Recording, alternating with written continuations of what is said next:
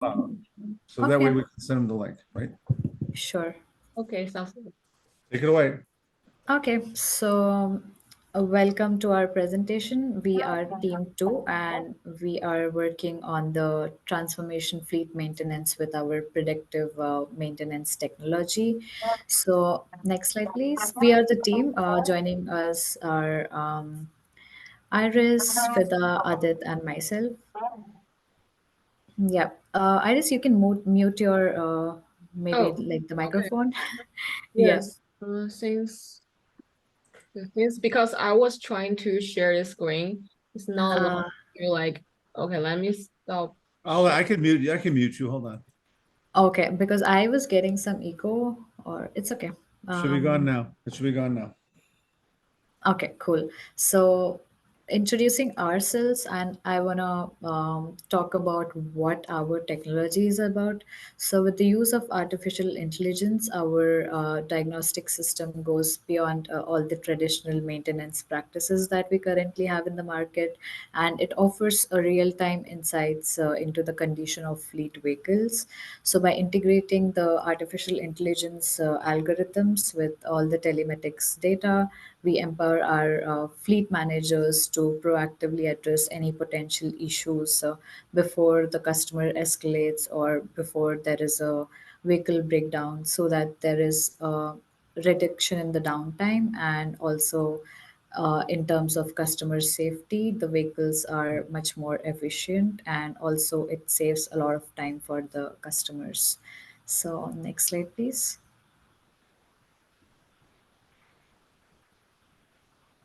Yeah. So after talking about what our technology is, we would also look at why is this technology needed. So the basic problem here is nowadays the inefficient fleet maintenance, because there are like sudden breakdowns, there are delays, and of course the sudden increased repair costs. So solution for this is obviously our AI-powered predictive maintenance. It integrates the AI telematics diagnostics to provide real-time insights into each individual's vehicle health. So for the outcome of this solution that we are going to implement is to achieve more streamlined operations and also reduce the repair cost, and give timely service to the customers, and also reduction in the downtime. So, next slide, please.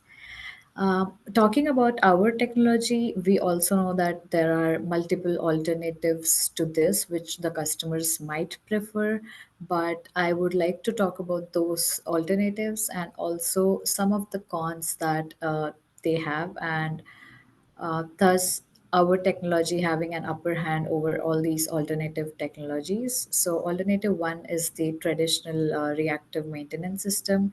So for this one, we have obviously, since it's a reactive approach, there is always more downtime, and also it doesn't utilize all the technologies which are currently available in the market. Talking about the second alternative, which is the manual telematic diagnostics, but without the AI integration. So this system will lack real-time predictive capabilities, and also it'll have much dependency on manual analysis and decision making. Talking about alternative three, that is the maintenance software without the AI. So obviously it will have limited reach to the real time data changes, and also we cannot uh, trust the accuracy or the data which has been presented. Next slide, please. So, talking about what our technology does and what other alternatives are there, we also did a market research which we felt was very important to analyze where our technology will stand if we were to release it in the market. So, we reached out to 27 people to do our interviews, and we got a lot of response. You can also see the quotes which have been written here in the presentations. So the conclusion was basically like 84% of them would go for or would give a green signal for this technology if they were to include this technology in their vehicles. And yeah, we can also see like they give more preference to the time where they state that downtime is dollars lost. If a solution can minimize that, they are ready to invest in such a technology. So this was about the market research in short. Next slide. Talking about how we will implement this technology, I would like Adit to go ahead and speak about it. Uh, yeah, hi. So I'll be walking you through a proposed tech workflow and the technology evaluation for this project. So all the sensors in an automobile are connected to an onboard diagnostics module. This module will first collect the data and send it to the 5G enabled SIM, which in turn will transmit the information to the AWS IoT fleet-wise service. The service is specifically designed by AWS for helping fleet operators collect and manage vehicle data, push updates, etc. The different vehicles have different requirements, but we need to integrate all of those kinds of data into a similar format so that we can feed it into the machine learning model.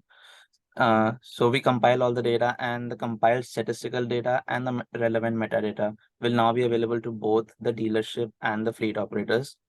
The app dashboard, however, will present the insights, the highlights or the insights, the priority, and the estimated time before the breakdown, and what are the suggested repairs basically. Service centers will also be requested to review the high priority issues and confirm or suggest some alternative repairs. The users can also make sure that the suggested software version in the car is same as the one currently installed in the cars or not. If not, there would be an option to push an update over the air. Next slide, please. So, okay, like any other company out there, our technology has some capabilities that make our product a better fit for the fleet operators and a few limitations that come along with it. Talking about the capabilities, we don't want to just own the end software. We also want to be a part of the whole process from the sensor installation. So we will directly get the data from the OBD port and not through the OEM suppliers, which ensures the data privacy and that the data is owned by the end user, not by any other third party or any other service provider. Due to the high cost of false positives and false negatives, the user will be able to see which repair has been advised and confirmed by the service centers. As our machine learning model learns more, the need for advisement from service centers will reduce, and they'll be there to confirm the repairs rather than suggest some alternatives, basically. The car manufacturers can provide us with the ideal software version for a vehicle, and the user can see which one is running at the moment. If required, one can easily request the updates to match with the correct version. Uh, okay, the service centers might have heavier involvement than average in the beginning because our model would be in the early learning stages then, but as we hit a critical number of users, we assume that the involvement of the dealerships would reduce. Sometimes the mobile network can be spotty and there might be a delay in the data hitting our servers. So for that might be specifically a problem when the route for any fleet is in a place where the network is not so good for a long time. So we might not be able to get the data and predict any downtime that might occur for a couple of hours. So that is another issue. Now, for someone not so adept with technology, this tool might feel a little bit difficult or difficult to trust. So dealers or big fleet operators might be inclined to hire someone like an independent analyst or someone to monitor the app and respond accordingly to ensure seamless operations. So that just means some overhead costs. And the last limitation for our technology, which is probably the biggest one, would be machine unlearning. So machine unlearning has been a problem for almost all of the big tech companies out there, and one has to integrate that to ensure GDPR compliance, but it's still a big question in today's AI-driven world. It is much an open issue as to how would someone completely erase a user's information from a machine learning model after the model is trained on that particular information. So we are also yet to figure that out. Next slide, please. Um, just a second. Yeah, so when it comes to our value proposition, what we are offering is revolutionizing fleet maintenance, empowering managers to elevate uptime. So it basically is improved efficiency, reduced downtime, increased productivity, and also enhanced tracking and reporting with our platform that managers can use to track and gain useful insights. So we are expecting we can increase vehicle uptime up to a substantial 25%, which also means we can save up to $2,000 per vehicle per year by preventing costly repairs, reducing downtime, increasing safety, and maximizing vehicle lifetime. But that's not all. Our standout feature is the prioritized fault code system. We not only identify issues, but we explain the causes, enabling confident decision making and instant service booking within the system. And when this is also beneficial to dealerships because they will be able to do preemptive diagnostics and gain more data as to the kind of customers and issues and enabling them for efficient fleet servicing. So our target market, we did some research and we have found out that fleet management market is expected to grow considerably. Like from in the next decade or so, it's expected to double. And we are expecting a growth rate of 15 to 20% within the first 2 years, driven by increased adoption of AI-driven fleet maintenance solutions. And for our initial beachhead market, we are planning to focus on communication and network suppliers within the fleet management industry. One, because they would be able to give us direct access to crucial vehicle data. And they're also really crucial for us because we are relying on the telematics integration, and we'll be able to rely on each other for a win-win situation where we make use of their telematics and data, and we implement this predictive maintenance solution for their fleet management, for their fleets. And when it comes to, and also we are even focusing further based on fleet sizes. So a lot of the vehicles that we see on the street today are operated by large fleets. Only a few companies, but their fleet sizes are huge.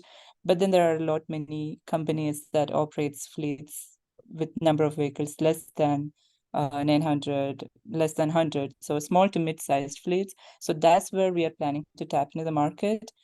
One, because many of the small to mid-sized fleets companies not always outsource their fleet management to like big names or tech giants.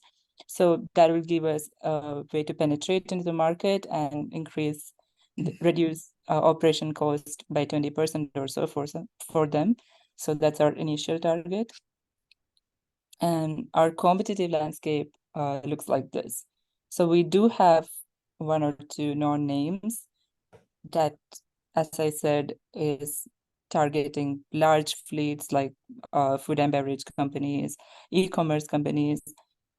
And we do have emerging startups as well that are offering similar services like ours. But how we aim to differentiate ourselves is by our focus on small to mid fleet size and helping them with giving them a complete solution when it comes to maintenance. So a lot of these solutions have only been able to figure out how to diagnose maybe engine issues or maybe battery issues, but not all of them. So by targeting small to mid fleet size, we'll be able to learn more because fleet market is driven by functionality, like what is cheap, what is easier, not really on brand preference. So if we have similar make and build for the vehicles and we get to learn a lot from these companies, then we can easily expand. And also another feature is the data quality improvement. So we'll be continuously improving by incorporating the feedback that we get from technicians. So this will help us refine our algorithms and improve our data quality and accuracy. And in the next phases, we also plan to include more services that fleet managers are looking for, like compliance, leasing, or driver behavior tracking, so that we can give them a complete solution. Yeah, on to business model.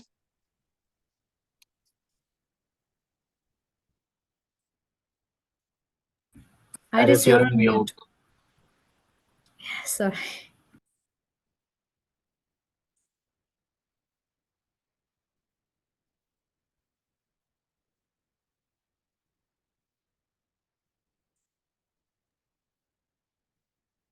Okay, Okay, you're so unmuted.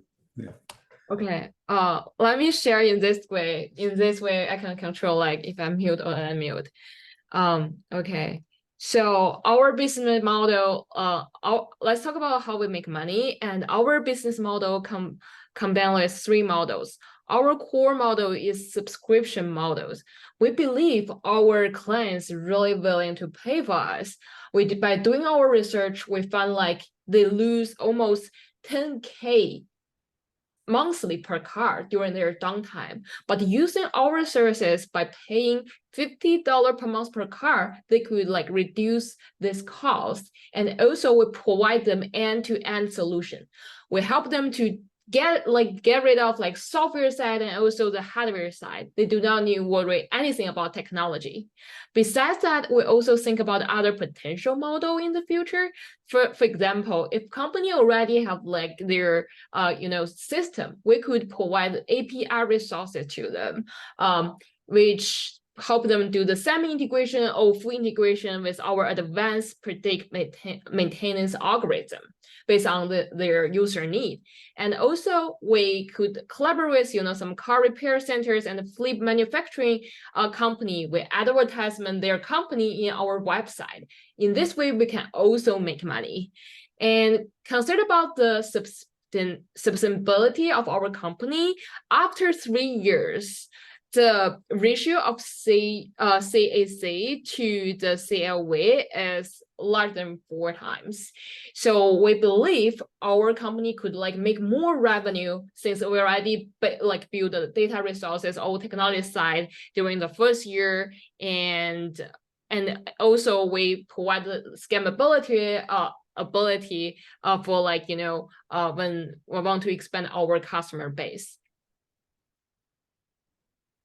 For our roadmap, at the first 6 months, we will focus more on the technology development. For example, initiate the first version machine learning models, and we build like data resources. Also, we will order some like devices, like sensors, all this stuff.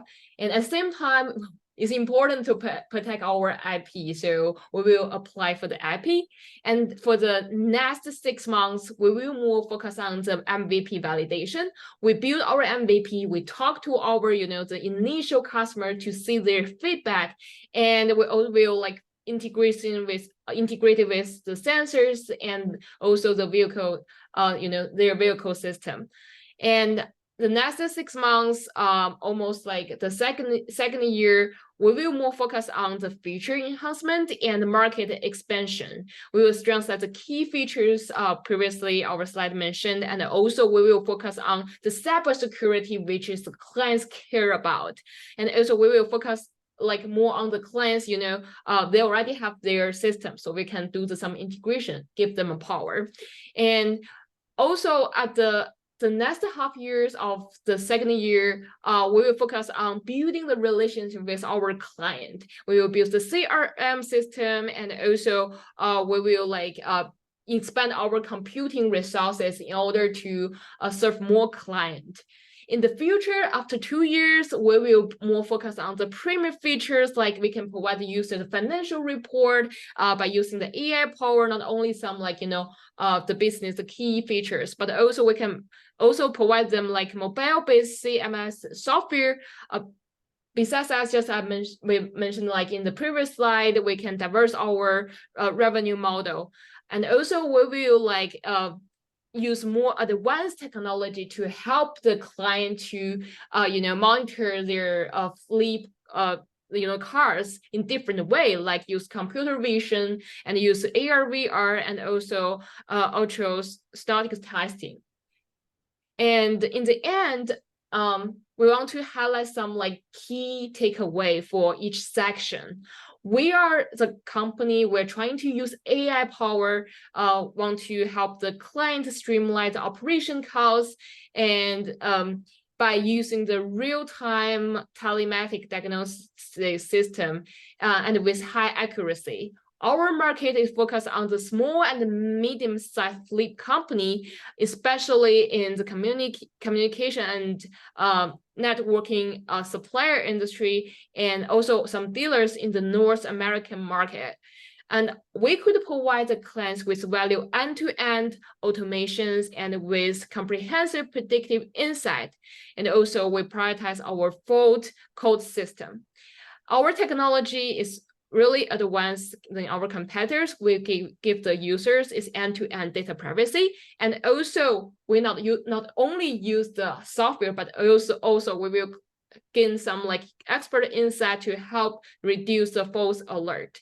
And if user want to use their system, our system is easy, easy software version control and update if they have already have their system. For the revenue model, we want to highlight here is where our model is sustainable. After 4 years, we can get like 3 times of the the CLV to the CAC, and we layer our subscription models as our core models, but also like have the potential model like data usage models and advertisement.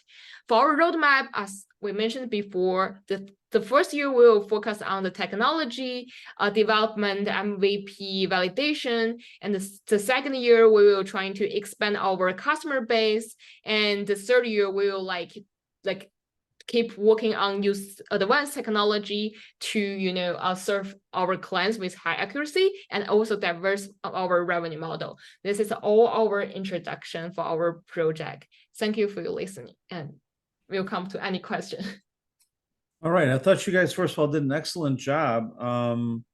I've got a little bit of feedback for you. I assume you're going to do final presentations next week. Okay, so Yes.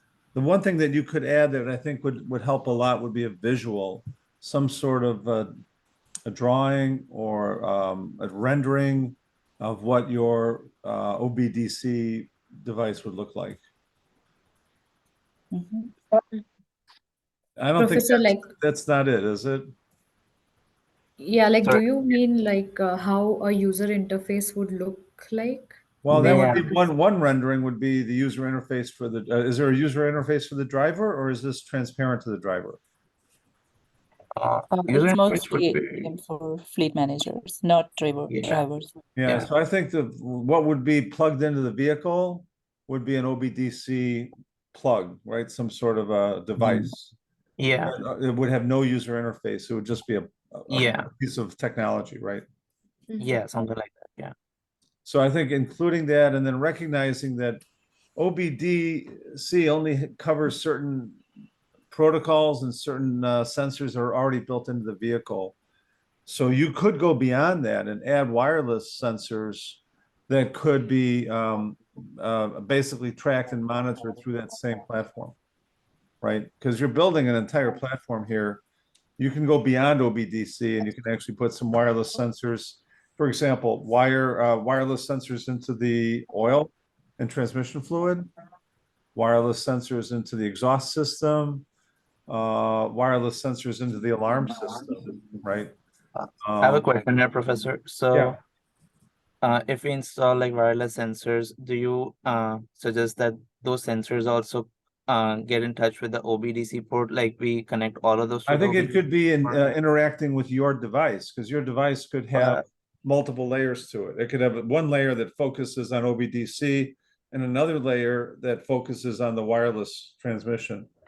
But how will each of the sensor communicate with the cloud and like transmit data continuously? Well, Doesn't your it need some connection? your device would still be connected to the cloud, right?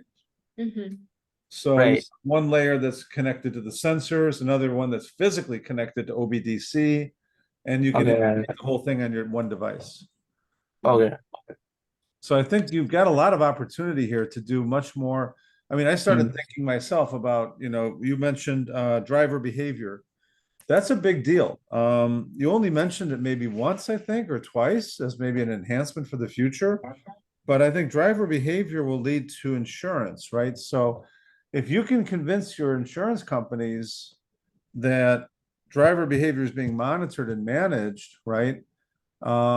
They might give you a discount on your insurance rates, and that'll help justify the payment for the device, for the subscription. So I think you've got some opportunity there. Also with asset tracking.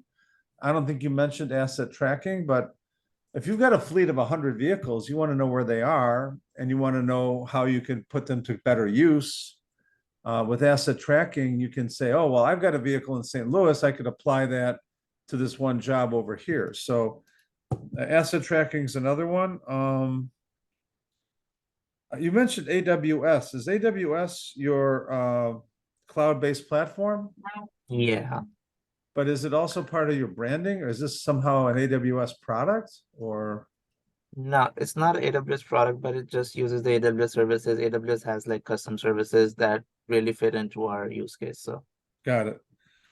And lastly, dash cams have become all the rage. So having cameras built into the vehicle or even on the dashboard of the vehicle, that too can be wirelessly connected to your device and then streamed to the cloud for security reasons. So I think this is also a an enhancement on the security of the vehicle, right?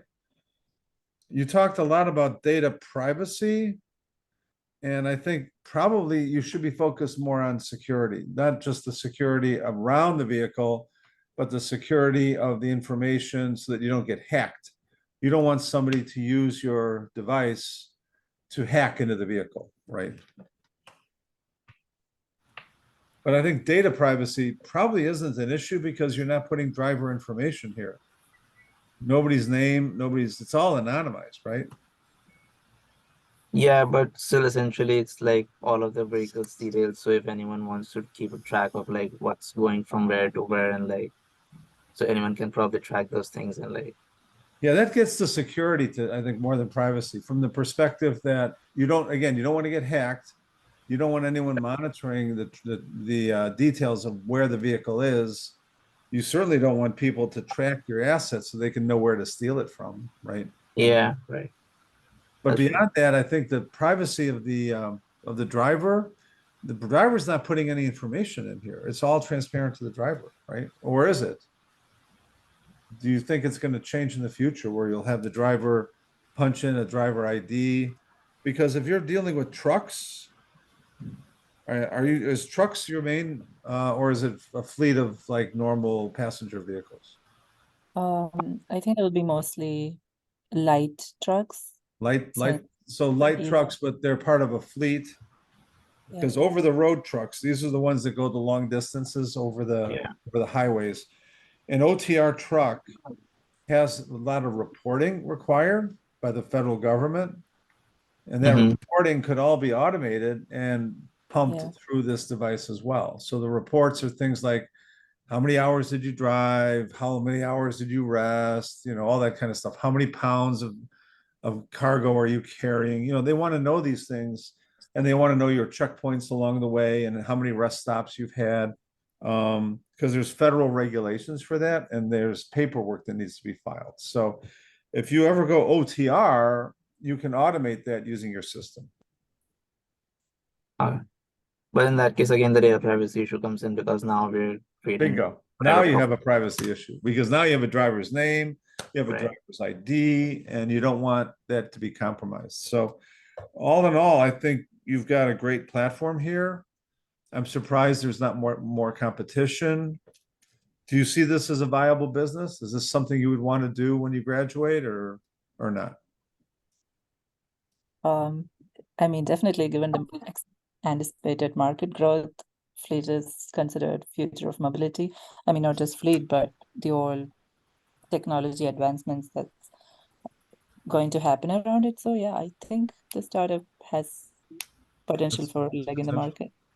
Even if it doesn't, I think you've got a great story to tell potential employers and interviewers that, hey, this is a project you worked on.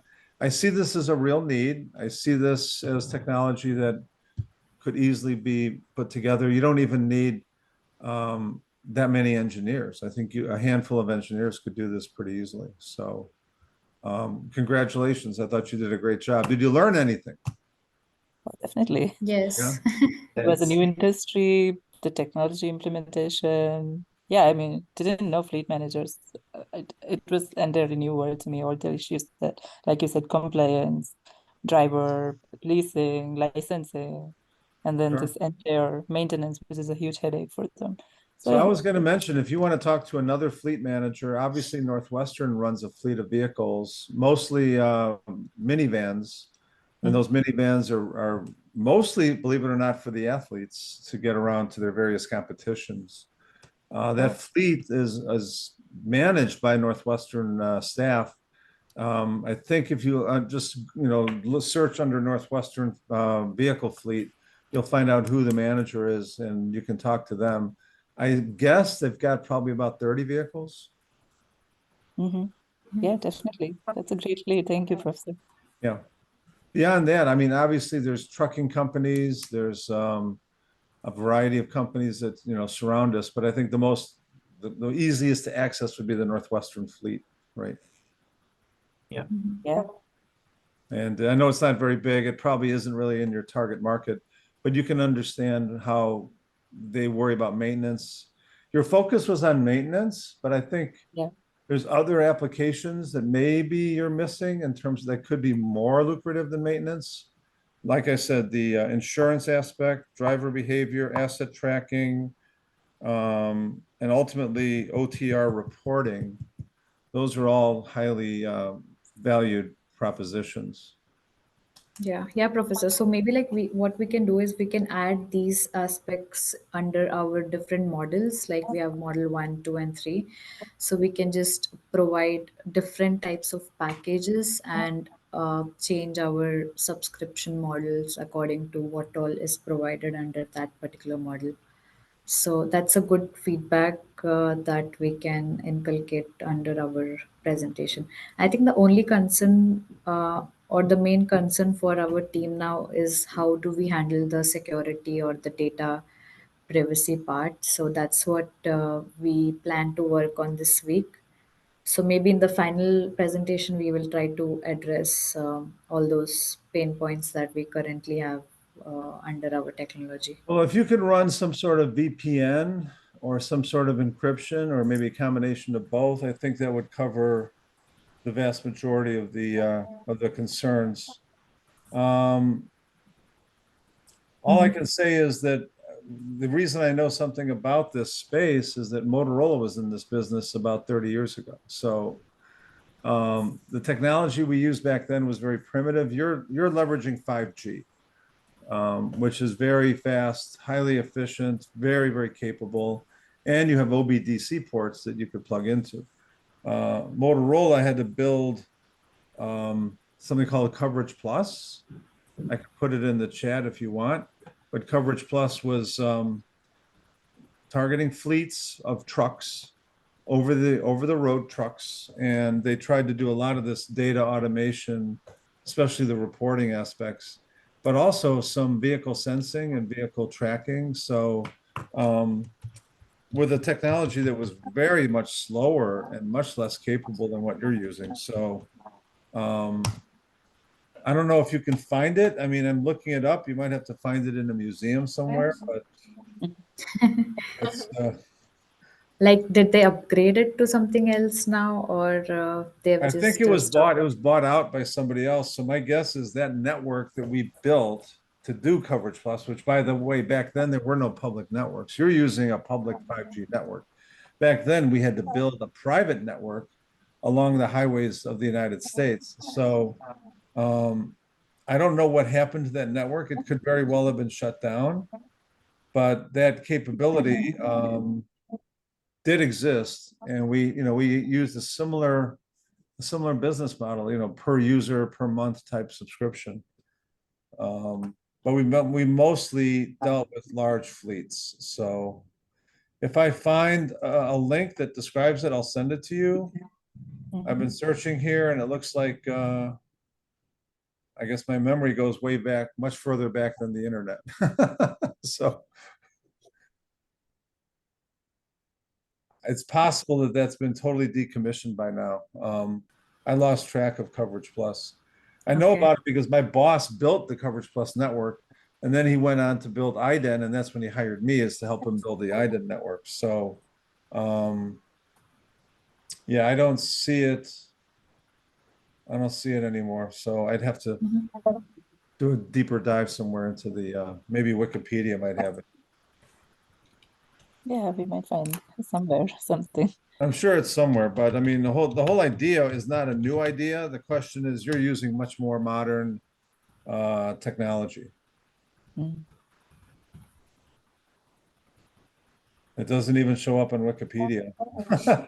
So that tells you something, but no, you're onto something good here, guys. This is definitely, I think, a worthwhile endeavor. I think there's a business to be made here. I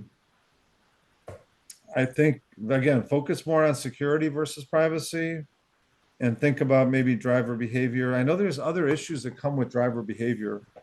Some of them are actually psychological issues, social issues. Will the drivers feel like they're being spied on? Will the unions be okay with having this kind of device in, in their vehicles, et cetera, et cetera? So there's other issues that come with driver behavior. So I guess I don't blame you for not pursuing it right away, but there might be decent revenue. Yeah. Professor, from your perspective, like how we should like usually like prioritize our feature, like because if we have limited like developer resources for our platform, like you mentioned we can focus on like a prediction maintenance. Also we can like analyze user behavior, like driver behavior.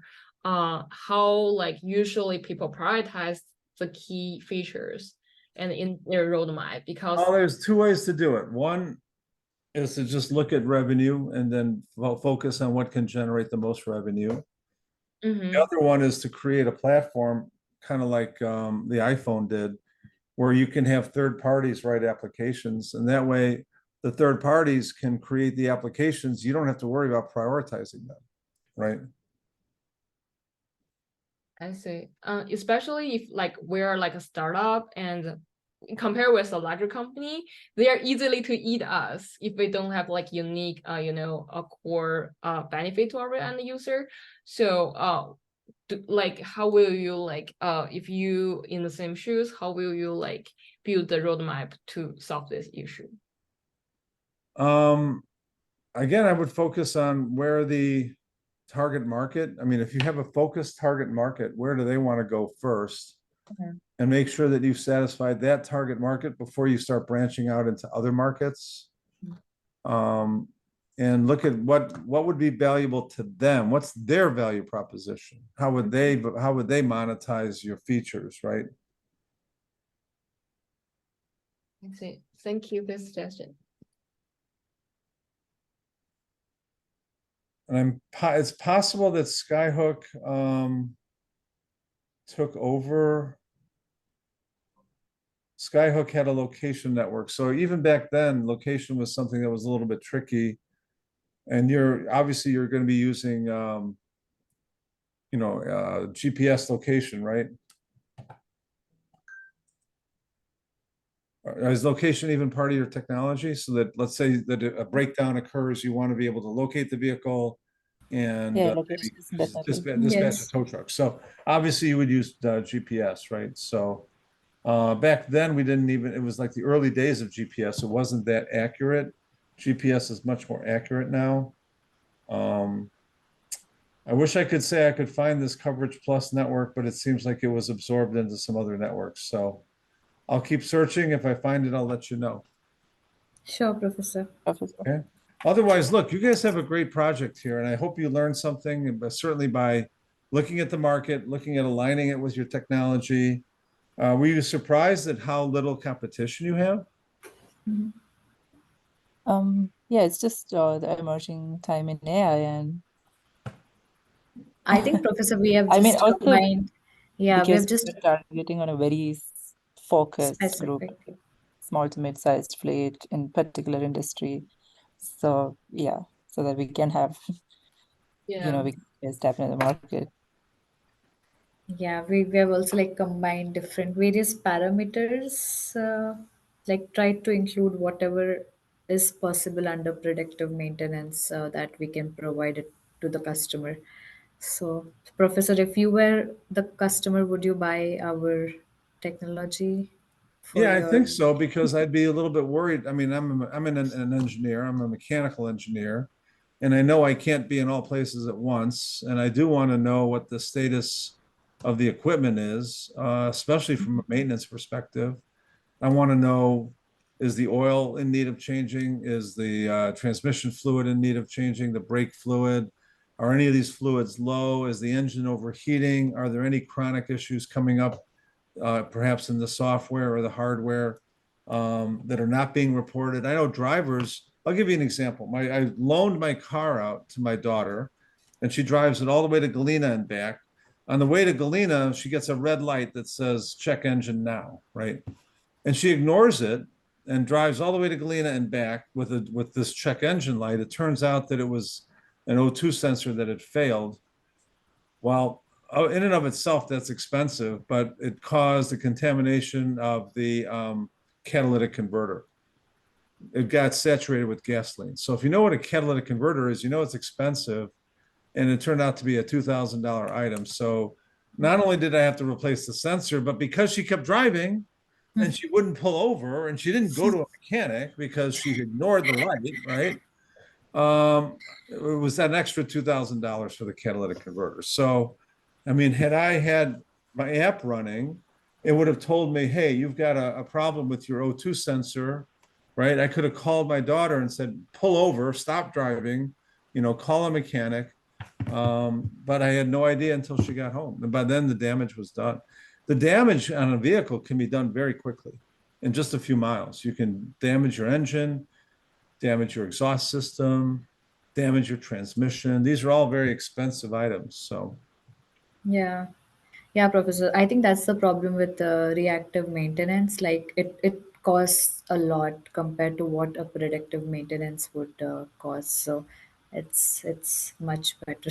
or even reactive, but reactive quickly, right? So that if Yeah. you see the red light, there's somebody monitoring it on the fixed end that says, hey, pull over, don't keep driving. Some drivers ignore the red light. Some drivers, like my daughter, just keep going. And her excuse was it was Sunday, nobody's open. Well, she didn't have to destroy the car. You know what I mean? She could have found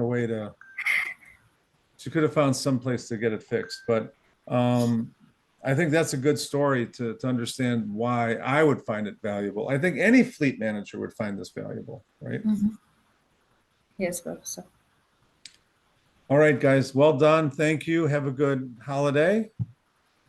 Thank you. Thank you, Professor. Like, Enjoy Me- Thanksgiving. Have turkey or some vegan version of it if that's what your preference is. Vegan turkey's not so good. All right. Take care. yeah. Bye-bye. Bye-bye. Happy holidays. Bye-bye. Yep. Same to you. See you next week. Yep. Next week.